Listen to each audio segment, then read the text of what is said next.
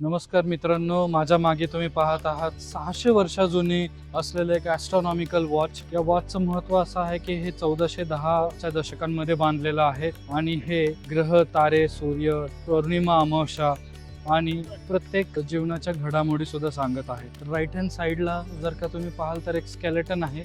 तो स्केलेटन हा डेथ दाखवतो. जर का तुम्ही पाहाल तर आयुष्य हे नश्वर आहे, संपणार आहे. वेळ कुणासाठीही थांबत नाही, हे त्याचं महत्त्व सांगतो.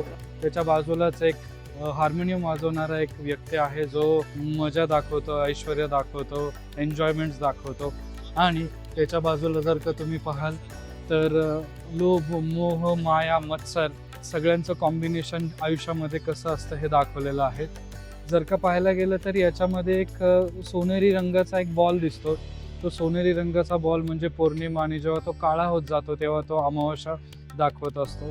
सूर्य आणि सूर्याची लोकेशन 12 राशी त्याच्यामध्ये दाखवलेल्या आहेत. 12 राशींचं महत्त्व तुम्हाला त्याच्यामध्ये पाहायला मिळेल. 600 वर्षापासूनचं हे वॉच अजून सुद्धा नियमितपणे चालू आहे आणि कुठेतरी ॲस्ट्रोलॉजी किंवा वास्तू हे खूप जुनं आहे, हे तर्कशास्त्र आहे, हे लक्षात येतं.